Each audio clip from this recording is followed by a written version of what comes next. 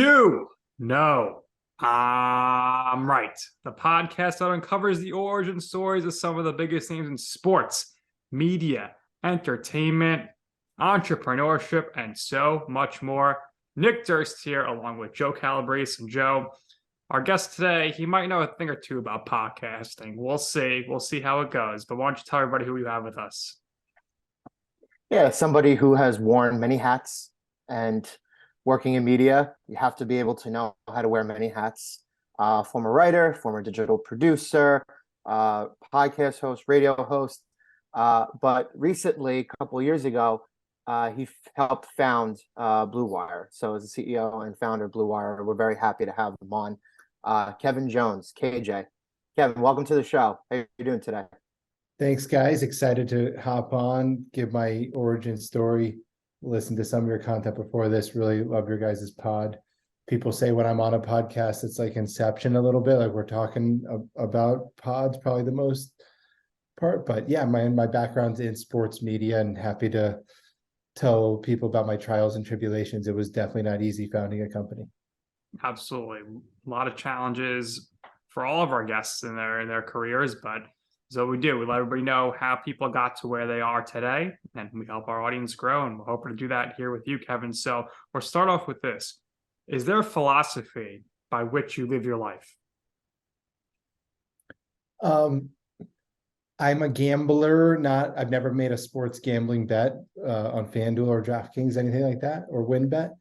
But I knew journalism was going to be hard when I got into it. I knew founding a company was going to be hard. I prefer the road less traveled. I prefer to be working on something that almost feels impossible. If that is my day-to-day, then I need to be challenged. So that is kind of my rule of thumb. And I believe, nothing harder than starting a small business, whether you're opening up a shoe store in retail or a digital podcasting business. So yeah, man, we only live once. I don't like to be bored. I like to be celebrating small wins all the time. So whether that was writing an article when I was a beat reporter or now closing deals at Blue Wire. So you attended East Carolina University. What made you decide to go there? And somebody who works in media, and Nick and I work in media, what did you do while you were on campus in terms of internships and opportunities to help you stay active? Definitely. I'm from Virginia. I really wanted to go to UVA, Virginia Tech, or James Madison. I didn't have the best grades. I had like a 3.2, was a B student, not an A student. So I didn't get into those schools. I was a little heartbroken. But East Carolina, I visited the college. It really stood out to me. I liked the campus. I realized they are Division I. They had a bunch of NFL players. Jeff Blake was a quarterback for the Bengals back in the day. David Gerard was a quarterback for the Jaguars. Chris Johnson was a running back while I was there, then for the Titans most famously. So I wanted there to be sports at the college. And yeah, like moving away from home sounded cool. When I got on campus, I sucked at math. So that eliminated business in most degrees. So it was communication and journalism for me. I always liked writing. I wanted to be a beat reporter or a radio host. I always had this dream for a long time.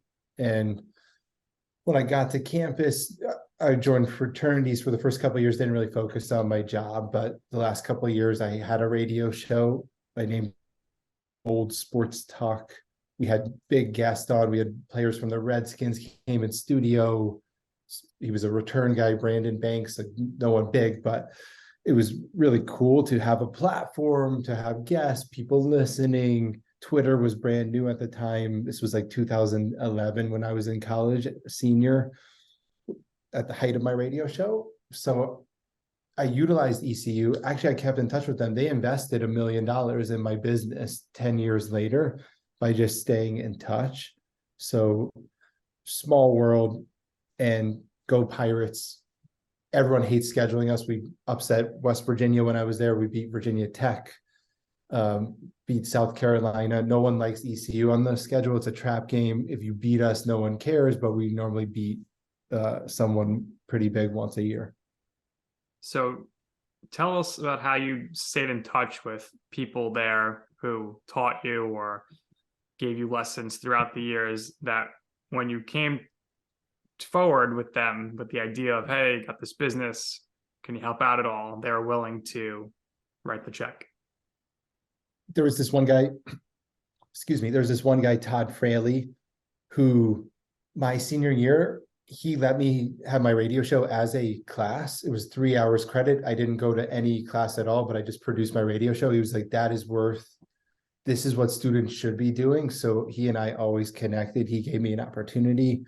He would send me his family's Christmas cards. I try and create real relationships. I'm after my own goals, but I also want to build good relationships. It's kind of a multifaceted thing.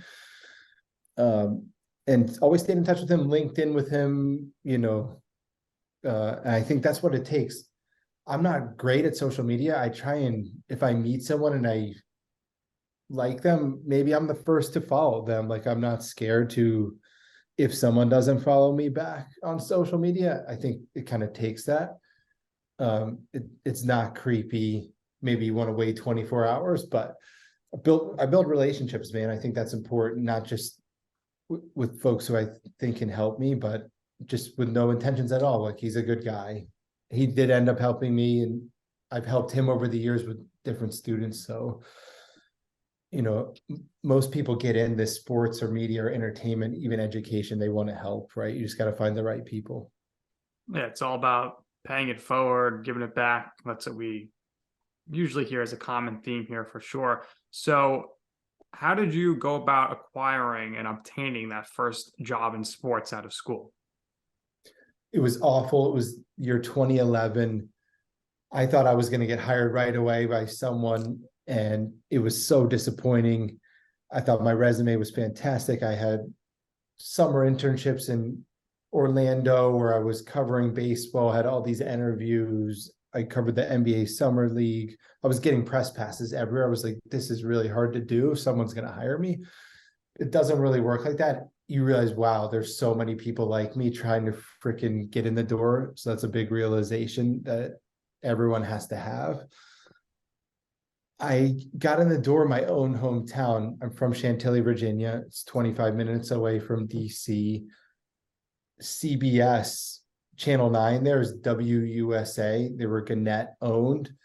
They had a high school sports producer role. It was 3 days a week, Friday, Saturday, Sunday, working nights, the absolute worst hours possible. But they needed help reporting scores, going to games, just building this high school sports brand. To me, it was a step down. I had been talking to NFL players on my radio show. Now I got to go do high school sports, but I realized it was a TV station. I could learn a lot there. I could meet different people. I could get press passes eventually, maybe to the Redskins, which I did. Got press passes to now the Commanders, the Wizards. So I try and see the bigger opportunity always when I get an opportunity, like, hey, do the job currently, but hey, you're within a bigger organization, maybe you can grow. So I did for a couple of years there, but I was going to the most random high school games. I was definitely not happy. It took 4 months to get a job at least. I got hired in November. I graduated in almost 6 months. I graduated in May. So I was watching Sopranos, like binge watching was becoming a thing. I was like so angry. My mom was like, why are you in a robe around the house just yelling? I'm like, I'm Tony Soprano. I'm mad right now. It was a fun time to look back on. What's your favorite Sopranos character? I like Chrissy, of course, from the show White Lotus. Uncle Paulie.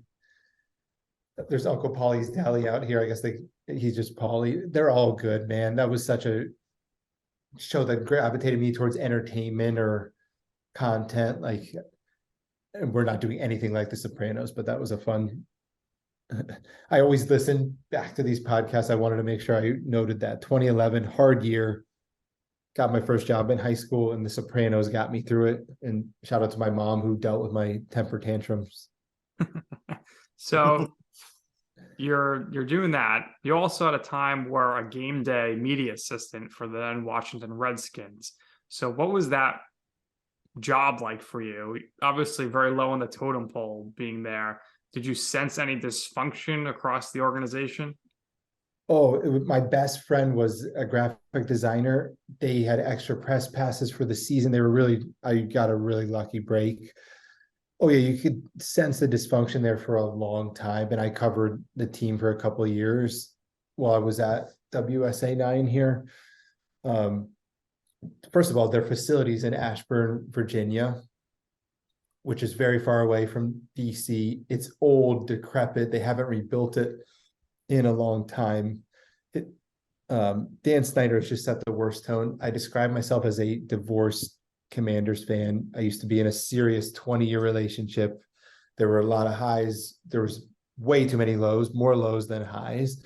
And I'm recovering, and I check in on my ex here. We don't have any kids, me and the Commanders. Maybe one day we'll get back together if there's new ownership in town. But Would Jeff Bezos owning the team suck you back in? I think so.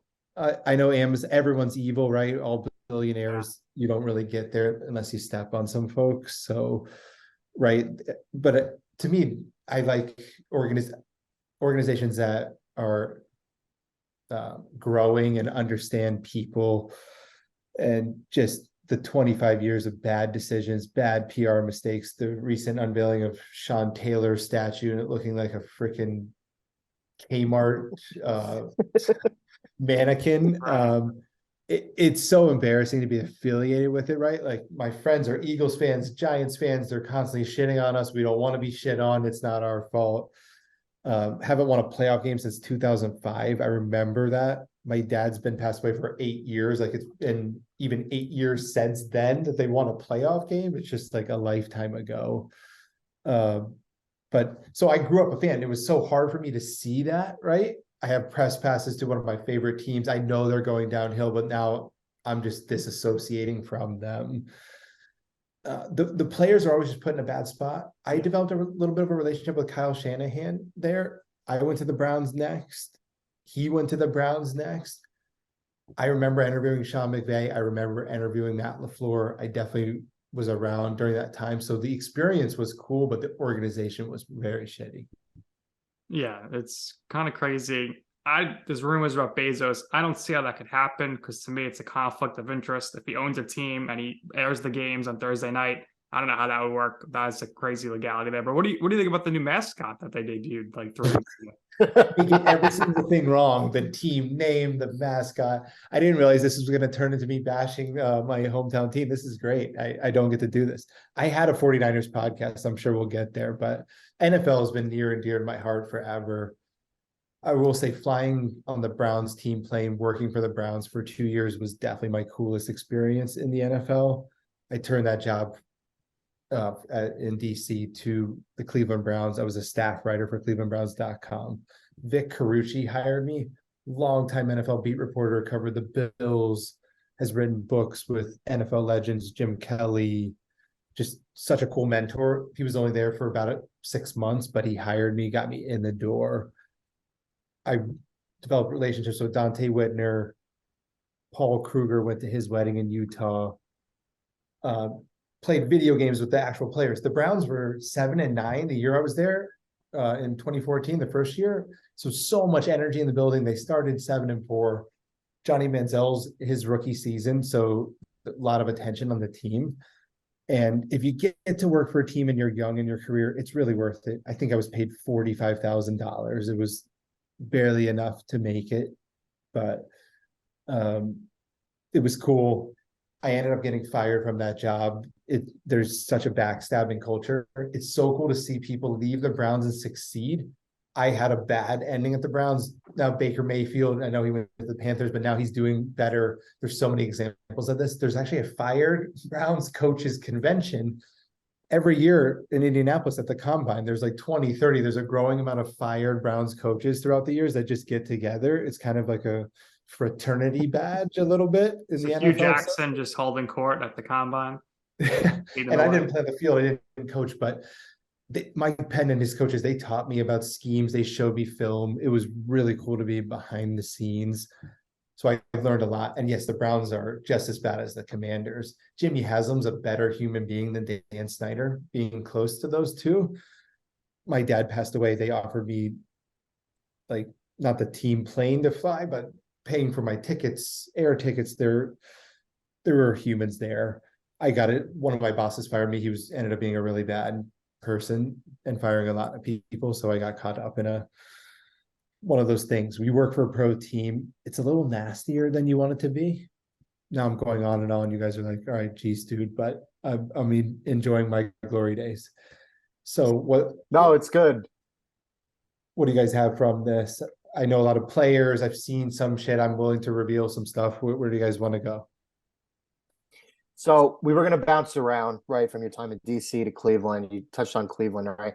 So we'll talk about, I guess, how you were displaced from one area of the country to the other, right? And you've been working mainly in California now for a while. So you covered the San Francisco 49ers. You mentioned the podcast before, so we can talk about that now. Covering the San Francisco 49ers for KNBR radio. How did that opportunity come about?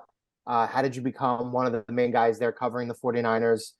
And describe what led into the podcast. Yes, after the Browns leaving there, I started my own podcast called the Kevin Jones Podcast, ordering equipment, not knowing anything. This was 2015. Podcasting was such a baby. Barstool was starting to do it a little bit. The Ringer was starting to do it a little bit. I could tell it was getting popular. The opportunity at KNBR was a dream opportunity. I always wanted my own voice. At the Browns, I couldn't really say what I wanted to say. I was a team employee. If you go to NewYorkGiants.com, all the articles are positive generally about the team. So you almost are a marketing employee, even though it's so cool being behind the scenes. KNBR, I got to cover the 49ers Warriors for the radio station. I managed the website, KNBR.com, and I got to have my own opinion columns. I got to call the 49ers whatever I wanted to for going 2-14. So I had an unfiltered voice. That was my dream, and I got to do it. I did it for several years. It was very intense, very hard. I covered the Warriors too. It's driving all across the Bay Area. I had a couple teammates, Sam Houston, Josh Lander was working with some video folks. We were just trying to make KNBR a digital brand. It had been an AM radio brand. It had a great reputation, but kind of older host. How do we make cool, fresh digital content?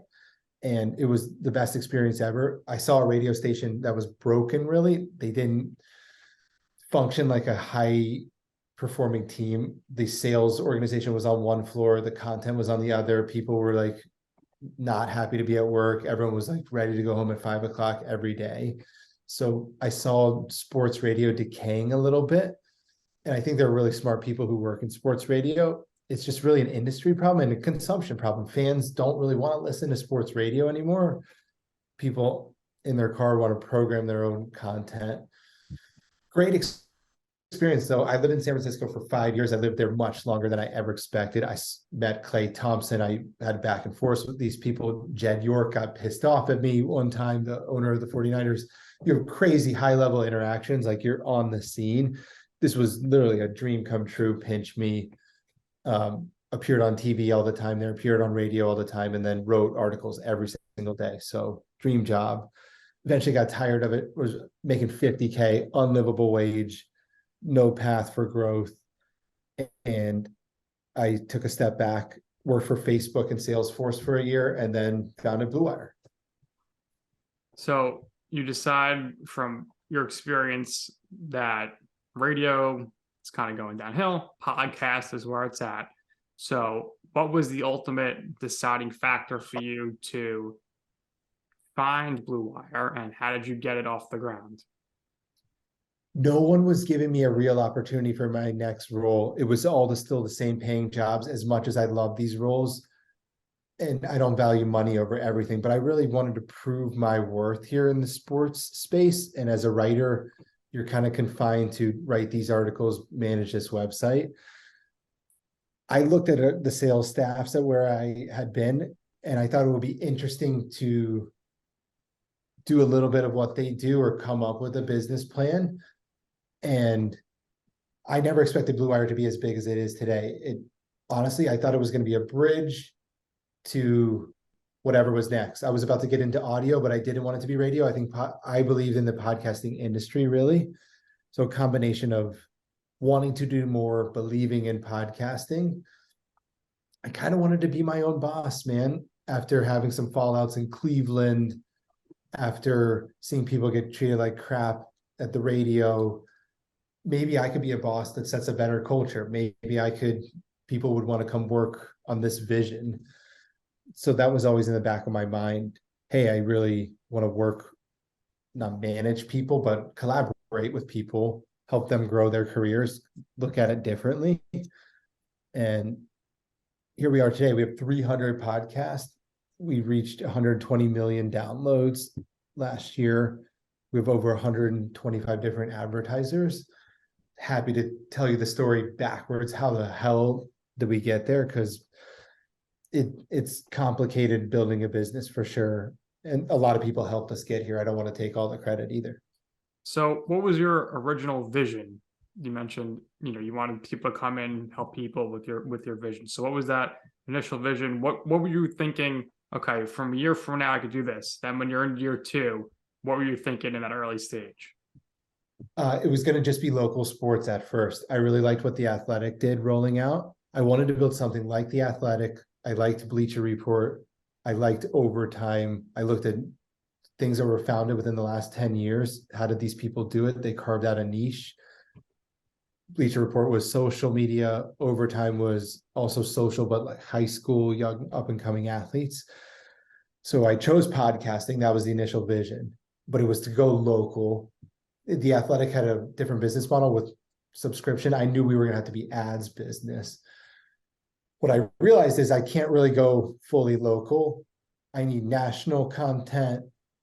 There might be some comedians who are funny, Blue Wire Sports mostly, but we have business content, and we're really the vision evolved to, we're solving a problem for creators, podcasters. They're all entrepreneurial. They're all founding something here with this podcast. They want it to go somewhere. We want to take it places. So once someone starts getting a little bit of an audience, how do we put rocket fuel on it? That has been the ethos from the beginning, but I thought I was just going to do it from a local standpoint. Like, hey, I'll just recreate local radio with podcasting. And then I realized the genre of the content, I shouldn't be so confined to that. We can work with a lot of more people. We can work with YouTubers. We can monetize different things beyond audio. So looking back now, do you feel like you stayed true to what you were saying was your mission statement, or did you change? Because hearing what you're saying here, it kind of made me feel like you wanted to help people at first who were in your position, who were not getting the chance because of X, Y, and Z, or these, horrible media conglomerates companies. Fast forward now here, and just the way the business goes, it seems that Blue Wire now partners a lot with well-known athletes or celebrities or people who already have brand names. So how is that the mission statement or the company kind of change in that regard? Or is it something where, these two things are meeting together, working together, and helping things grow? That's right. What connects us is we're all hustlers, from Chris Long, our biggest podcaster, to our smallest podcaster. We're out there caring about our content all day, every day. At Blue Wire, it's people who work with us. They're not in it. They're not just dipping their toe in. They publish 3-4 times a week. Like, this is their thing. So we have 300 podcasts. We've probably turned down 2,000 plus podcasts, even though I want to work with everyone. Like, we need the audience size to be a certain thing, but it is uniting over also authenticity as well. I'll use Chris as an example, Richard Jefferson as an example. They could go bring their podcast to ESPN. They could go bring, a lot of people want their podcast. We want people to be authentic. I've never called Chris or Richard once and been like, yo, why did you say that? Mm-hmm. There's kind of a freedom here because we're a smaller company. We're not a huge corporation. We have podcasters. We don't want to cancel people or say slurs or anything. Like, of course, there's within limits, but the authentic nature, I think, unites all 300. And then there's a community here. Everyone wants to be part of something bigger than themselves. And Blue Wire wants to serve that. We want to be the bottom base of the pyramid and help build mini empires here. Blue Wire is one big mini empire. Everyone has their own thing going on. How do we collect all these things together? So I do think that has remained. All businesses evolve. Any founder who's living by the same principles from day one, especially on their first business, we didn't have principles. I didn't know this was even going to be a business. We made $100,000 our first year, closing in on 8 figures in 2022 yearly in revenue. So the people who work with Blue Wire, they get a peek behind the scenes. You get to learn business. I think there's really something to this being a grad school for folks. Both our podcasters, our employees. We tell you how the sausage is made here, where there's not closed curtains. It's like, hey, yeah, let's teach folks. There's that kind of atmosphere. We do have a Blue Wire app where all 300 of our creators have access to materials. We're trying to not just be ad sales for folks. How do we make podcasting a whole experience? We do have our Las Vegas studio with Wynn. We're doing a Super Bowl party with Miller Lite. So trying to continue to do innovative things really is why I'm in this. And for a lot of things, man, you put me on a podcast, I'll go on the top 100 reasons why I'm in this, but helping people, I think, is at my core and changing things, right? Yeah. So you mentioned the studio at the Wynn. So how did that partnership come about with the Wynn? Whose idea was it to make that studio? And would you say that having that studio there in that location has brought the business to the next level? Yes, it's brought the business to the next level. One of the best things I've been a part of in my short 33 years. Craig Billings, the CEO of Wynn, emails us out of the blue, my colleague Maggie and I, hey, I'd love to get on the phone. We're looking for a sports betting partnership. We don't know exactly what this is about. I'm actually not even a big Vegas guy at the time. I had to research Wynn, like, wait, which one is this again? He's super sharp guy, gets on the phone, sitting in this grand big office. I have an idea for you guys. What if I built you a studio inside the hotel, your name on it for several years? I'll also invest in the business, and let's go get big talent together. You guys have a good local network, some narrative content. We're building WinBet. Our studio has too many jewelry stores. You millennials, you guys aren't shopping like your parents. There needs to be more fun things. I'd like to take a chance. What do you say? Shell shocked. I was like, am I dreaming? What the hell is going on? There's no way. So this was during the pandemic. He sends the private jet to San Francisco, where I'm living at the time. I'd never even been on anything like this. I grew up very middle class in Virginia. Fly out there, meet with him and Matt Maddox, at the time his boss, one on the board of directors for Wynn, and just going over Blue Wire, pitching them almost like a Shark Tank atmosphere. Like, they were asking hard ass questions, but we kind of had shook hands before I flew up, and it absolutely changed the game for us. We went from being digital pirates to, I've been working out of mom's basement forever. Now there's bulldozers and there's Blue Wire construction hats. Like, they're leaning into the whole thing. We signed Chris Long. We signed Chris Carter. It's like I'm playing a Madden video game here. Like, what the hell is going on? I owe the Wynn, the management there, Craig Billings, Bobby Amarin, Seth Medvin. They're fantastic partners. They put Blue Wire in a whole different category. And yes, the partnership's been challenging. Yes, there's been hundreds of meetings and a lot of them not productive when you work with a corporate partner, but they're willing to try new things. They're willing to invest money, revenue, time, energy. It's everything you could dream for in a partner. And what I'm looking for now, why I'm out looking for investment, you can't just grow a business by yourself. These days you need partners. So they're an example of what we can do. I can keep going on real quick. Visitors in the studio: Mark Cuban, Matthew Stafford, Gary V, those types of people we're getting access to, Michael Phelps, Coach K. It's crazy. So just thankful for it. I want to continue. It's a 3-year long partnership. How can it become a 10-year long partnership? How can we really ingrain ourselves there? You're missing 2 people on that list. Nick and Joe, this podcast, right? We've been That's in the right. studio, Kevin. We've been in the studio. That's right. I forgot about that. We do have to talk about your podcast on the network, and I want to do more cool things. We've had a Premier League team reach out about a studio. We've had a sports agency reach out. Those deals take a while to materialize. Not everyone's like the Wynn. We had the deal done in 2 months, less than that.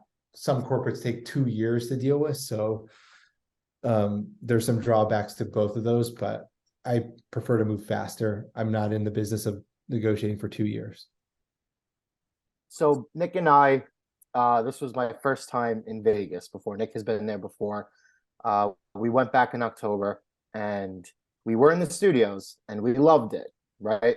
And this is going to bridge into my next question to you. But one of the primary reasons that Nick and I were in Vegas were to see a dear friend of ours, David Meltzer. Now, David has been a very important part of our lives now here for the last, I would say, 4 to 5 months. Don't be modest. Definitely a Joe. friend. He treats you like his son. Well, I call him Uncle Dave, right? Call him Uncle Dave. Been to multiple events here in the New York area. I remember we went to the UFC event 281 in Madison Square Garden back in November. So that's my Uncle Dave. He can vouch. He was the one who kind of let us in the studio. So I know maybe a little private there, but I hope you don't mind, KJ. But to the question that I was going to ask, Dave has been a very big part of my life recently, a mentor figure. And there's somebody who's also a very close friend of Nick and I. His name is Adnan Verk. He's on MLB Network. We call him the Workhorse, leads the coverage on MLB Network, right? Had time spent with him recently. We went to Dan Lebitard's event in Miami. We had a really, really great time. Nick is the one who really knew him first, but our relationship with Adnan has spent a couple of years, and he's become a dear friend of ours, somebody who's been on the podcast multiple times, definitely a mentor figure, right? So Nick and I have been very, very fortunate here the last couple of years that we've met some great people along the way who are already there. We're looking to get there. KJ, who would you consider to be people in your life right now who are your closest mentors? They could be people who you worked with previously and then you kept in touch with relationships with. It could be people who helped you with Blue Wire getting it off the ground. It could be people who helped you with all the corporate sponsorships that you have, the Wynn deal, right? Whatever the case may be, who are those mentors for you right now in your life? Yeah, it's really our team at Blue Wire, some of my colleagues who even work underneath me, and some people, Armani Kadami helped me found the business. Went to high school with him, and he has helped us get here from the early days. He took a small percentage of the company, has never asked for a dime, and has really been there for anything we've needed. Those people are so valuable and important on a journey like this. To achieve success, you got to have multiple people all in it, no matter what. And Armani is that guy at Blue Wire. Right next to him is Maggie, our SVP of Biz Dev. She's 4 years younger than me and is taught me so much about deal making, about managing clients, about just how to interact with folks. I'm so happy to give credit to people. Not every mentor has to be so wise. You can really learn a lot from just watching folks, how they interact with people. Always keeps her cool. I've learned so much from her. I want to say previous jobs, I didn't do a good job keeping in touch with folks. Actually burn bridges. I think people should learn from me to really stay in touch better, even if things don't end great. I read a lot of books. Some founders in the space, Kenny Hansen founded Mentor Pass. I definitely look at that. 500 startups who initially invested in Blue Wire. There's a huge founder network there. I met Taz Patel. He's founded a big ads business called Captivate. Brian Verne from Wave. I can keep going on and on. I probably don't have one or two that is my go-to. I probably have 10, 15 founders, employees who I tell close things about Blue Wire, my personal life too, and seek guidance from. It's been cool to build that slowly. You know, you got to trust folks, of course. Luckily, not a lot of people have burned me. A couple people have tried to burn me. One of my landlords one time never gave me the security deposit back. He thought Blue Wire was so successful he could fuck me over. We've never really had anyone attack us. We had one podcaster say a homophobic slur that I got rid of immediately when he refused to apologize, but knock on wood, I try and not burn bridges. That's a huge thing I've learned. And shout out to my mentors there. There's people who listen to this. I could have kept name dropping there, but I want the pod to move forward.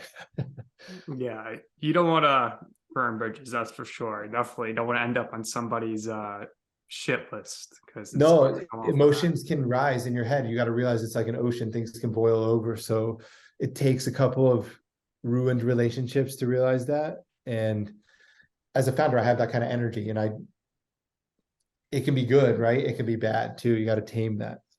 For sure. So last point here on the studio in the Wynn. Number one, I want to know, do you get a free stay at the Wynn whenever you want? Number two, how much are you guys benefiting from doing outside rentals at that studio? Because we know it happens quite a bit. And number three, the studio is just feet away from one of the best buffets in the world, the Wynn Buffet. Have you eaten there, and what are your thoughts? Start with the Wynn Buffet. Yes, the shumai dumplings are, I think I put on 5 to 10 pounds, unfortunately. I've only been twice in a 2-year-long partnership. It's almost like a once-a-year treat, even though we're right next to the buffet. I'm trying to live on this earth a while. I know that I'm damaging my organs when I eat 8,000 calories at once or whatever I would do there. I don't have self-control with food, so that's too hard for me. Studio rentals, yes, we've done some really cool ones. One with Paramount and their production team, with Yellowstone, the cast of the hit TV show. We had Beth and Casey, that crew in studio.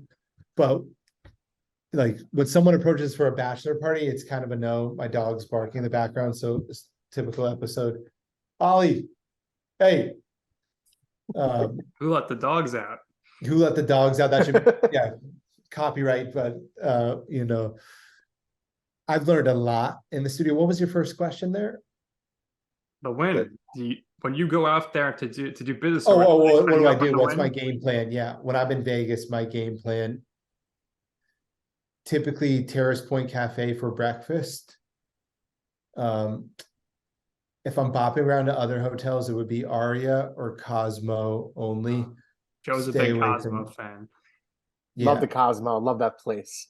Nick is a huge buffets guy. We recommend Venetian. Win rates are crazy. It is an elite hotel. It's a top 10 hotel size-wise in the world, so it attracts the ballers, if you will. Right. So Venetian we recommend for big groups coming in, and we've stayed there too. We've also gotten Airbnbs. Nightlife, we do have the hookup at Excess. Shout out to our boy Jack Womack. I can't really get discounts for people, but if they're sold out, or I can try and help expedite things if anyone's trying to get bottle service. The pool is insane. Encore Beach Club, it is such a treat. Restaurant wise, I love is it Wazumi? Yeah, I think it's called Wazumi. It's the sushi place in Encore next to the pool, but they also have Chinese food. They also have a little bit of everything. They're really, really good. And then they have the cafe that has sandwiches open 24/7. People are like, well, there's no food 24/7. Room service can be bad and late because a lot of people go there for the clubs. So I think it's called Cafe Teatro. They just renamed it. They're always adding new things. I'm pumped. They put us on the same light as Delilah. We came in the same year as a famous restaurant in LA. Blue Wire and Delilah were part of a, hey, how does Wynn not develop something originally from scratch, a Wynn concept, or it's not Gucci or Prada, but it's something cool out in the world. How do we bring it here? So it was so cool to be a part of that 2021 effort. Delilah's an amazing restaurant with live entertainment. 50 Cents performed there. Kevin Hart, they have comedians there sometimes telling jokes. They have rappers there. They have all types of live entertainment and meals. It's also a big restaurant in LA. They redid the concept. So, man, I can go on and on. I don't have my Wynn hat on right now, but I'm typically like a Wynn influencer with how much they've given to Blue Wire. And yeah, anytime your listeners are there, they can shoot me a LinkedIn DM. If they're a listener of your show, we can give them a tour of our studio. There you go. Take advantage of that, folks. So I'm sure the Wynn's happy having the studio there because, quite frankly, those high-end shops that you see when you walk into hotels and casinos, maybe they're selling one piece of thing per month. So it's really just advertising for those companies. So I'm sure they're happy with you. Now, it's amazing. Actually, we learned that they have like a couple big gamblers that swing how much money they make. There's some people in there who are betting more than you could ever believe, millions and millions of dollars per night. So it's interesting learning that side of the world, not just from Wynn, but all those casinos, how they operate, and the high rollers and the private jets are actually for those guys. It's not for the dinky startup guy. It's actually, hey, how do we get these high rollers in here more often? Those are the big business for the casinos. Well, Joe's not a big roller, but he'll be in Las Vegas a few more times this year. He'll be out in Los Angeles. So maybe I do my guys part. I lose 200 on the roulette table, $200 every time I'm there. So I pay my way. You go in there and you're paying the rent. My uncle won 44,000 playing 3-card poker, not at Wynn, but a neighboring casino. Jeez. So once in a while, someone will strike gold there. There you go. What would you say in your life or your career is your right moment? So I mean by that is a time or place where you wanted to do something or pursue something, you ask somebody for advice, whether it's a friend, a teacher, a family member, they're like, Kevin, what the heck are you doing? That's not going to work. Don't even attempt that. And you were like, you know what? I'm going to do it anyway. And ultimately, you will see why it is that I'm right. My sister and my mom, I was kind of in a rut a little bit before I found in Blue Wire. You know, I was working at Facebook, Salesforce. Each of those were 6-month contracts. I replaced women on maternity leave. It's interesting how those roles are very frequent in Silicon Valley. I was getting paid really well from journalism, but I was struggling, like, what is next? What is Blue Wire? And I wanted it to be a book, or I wanted to be that. I was podcasting. I was like, how could I ever make money doing this? My sister was like, you need to stop saying what if. You need to pick something. Like, I'm not going to let you continue to wallow, feel sorry for yourself. So that was a big moment for me. My mom has been a constant person there, believing in me, supporting me through hard times. You know, I never went to Europe in my 20s. I was hard on myself. My mom is a successful entrepreneur. She has a recruiting business that she's done well. So she's understands what I'm going through, figuring it out. And those two, my mom and my sister, man. And that moment with my sister was probably the pivotal moment of stop feeling sorry for yourself. You gotta pick yourself up and fail again. Even if you failed a lot already, like, doesn't matter.